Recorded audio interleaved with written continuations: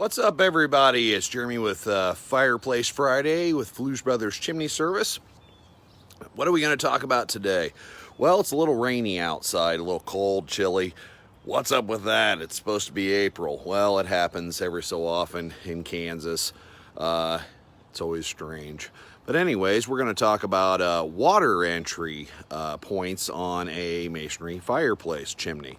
So I'm going to turn the camera here. Here is our culprit right here, and we're going to talk about different areas. So starting right here at the bottom, you can see we've got a hole. That hole will let in tons and tons and tons of water. So when we do a chimney inspection, we go over the entire chimney and look for gaps, bad mortar, cracks, brick that are starting to go bad. That one's not horrible, but as we go up, we can see they're starting to chunk out a little bit. And we look for holes in the mortar. Those obviously need to be filled. Any really bad, like this brick is cracked. This one's a little shady looking, but honestly, it was probably laid that way. A lot of these brick on homes in Kansas City were reclaimed brick from old buildings downtown. So this is starting to crumble, but it still isn't a problem. There's probably some somewhere on here that are really starting to fall apart bad. What else do we see? Well, we've got vines growing on the chimney here. See, it comes right off. But the reason vines grow on a chimney is people think of the three little pigs, and the strongest home was brick. Well, brick is like a sponge, and it'll draw in moisture. That's why all these plants grow on the chimney. Also, you can see there's darker spots on the chimney. That's all algae growth and things. That's why we wash that off before we do a waterproofing, and that'll help keep that from getting any worse. And the water repellent keeps plants from wanting to grow and things like that. See, we've got some algae up there and some stuff growing there, all sorts of fun stuff. Little trees. So going up to the top, we can see we're missing a few brick. Chimneys fall apart from the top down. I'm gonna go this way a little bit. Chimneys fall apart from the top down. Ooh, you can see in the background, there we go. So usually the most common area to go bad first is the crown, which is the very, very top of the chimney up there. This is a flue tile. There's also a utility flue there.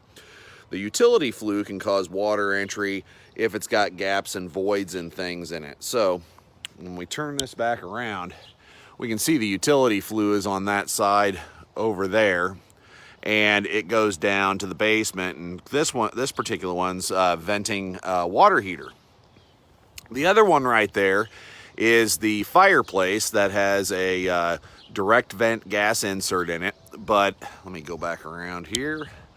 So the very top of the chimney up there is a crown, so we want to make sure the caps are good and covering. A better solution for this would be one oversized chimney cap that acts like an umbrella over the whole top of the chimney, and we make those.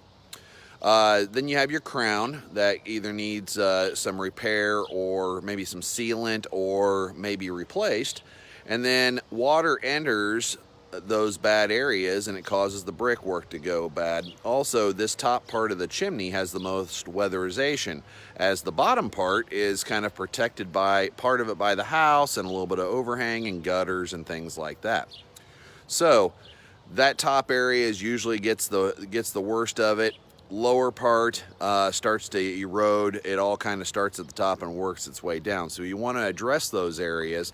So one, even though this one has a lot of water entry points, we can tell it's even got a lot of water getting in. It's just not penetrating back to the house because there's no stains or anything in the house. But we would definitely want to get ahead of all this stuff so we don't lead to bigger repairs needed in the home, correct? So again, chimneys will fall apart from the top down. So we've got spot tuck pointing, we've got waterproofing, we've got power washing to get all the nasties off there. We've talked about brick replacement, tuck pointing, things of that nature. Let's talk about the flashing. So the flashing is the #1 culprit when water gets in a house. Why is that? Well, it probably isn't the #1 culprit, but it's the most common area where people will see it, because you'll actually see the water coming in, or you'll see stains on your ceiling, correct? So the flashing around the chimney, it's two-part. It's got one that's a step flashing that goes under the shingles, and then it's got a counter flashing that actually gets cut in to the chimney and lays over that step flashing. So two-part, you want it done right. You don't want to just lay it up there and glue it on like a lot of roofers do, because what happens is the chimney moves, and as the chimney moves a little bit, it separates that caulking, and then you're constantly either having to really pay attention to the caulking or it just goes bad constantly. So it's better to do it properly, which is what the Brick Institute of America suggests. And so if you get online, you look at how to do proper flashing and stuff, you'll find it all day long. Now, another thing with this chimney is the chimney is over 30 inches wide. So on the back side where the roof comes down into the chimney, we want what's called a diverter, which is basically a saddle or an upside down V on the back of that chimney. So I can't really make a deal, kind of like that. So when water rolls down the roof and goes to the chimney, it'll roll around the chimney and into the gutter or down the side or what have you. That diverts that water around it. So we make those out of stainless steel for the most part, unless they're a larger one or an odd one. Then sometimes we'll have to build it by hand and do shingles on it. But the stainless steel ones, we make them in our fabrication shop. They seem to work the best, really, really tight fit, and we haven't had any, knock on wood, any callbacks on any of that. So it seems to be working real well. So I don't think I missed anything. Hi, Tom. I think we've covered everything on water entry. The reason I'm saying this is April showers bring, May flowers. So again, it's a little wet out here, so I thought, we'll talk about chimneys and water penetration, and we have a little example in the background there. So this one obviously needs some TLC. It's always my example chimney. So we will get busy on it before it starts allowing a bunch of water into the home. Anyway, it's going to be a great weekend. My daughter has a dance program, so we'll be to and from that. My son is getting his second, I wanted to say flu vaccine, but it's the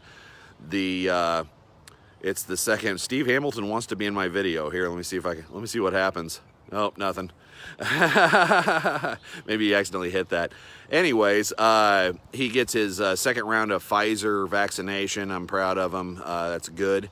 And I need to jump on that myself now. I went to the doctor yesterday for my little checkup, and we talked about that. So we're going to be getting on top of that now that it's opening up a little bit, and we've got some of our higher risk people in the United States out of the way. Then I feel that I should probably go ahead and get mine. So anyways, have a great weekend, everybody. I think it's supposed to warm up. Hopefully we don't get any more rain this weekend so we can all enjoy it. Let it rain a little bit next week. That'd be fine, because rainy days cause chimney leaks, and chimney leaks cause phone calls, and phone calls cause us good business. So anyways, have a great weekend, everybody. Thanks for tuning in. Bye.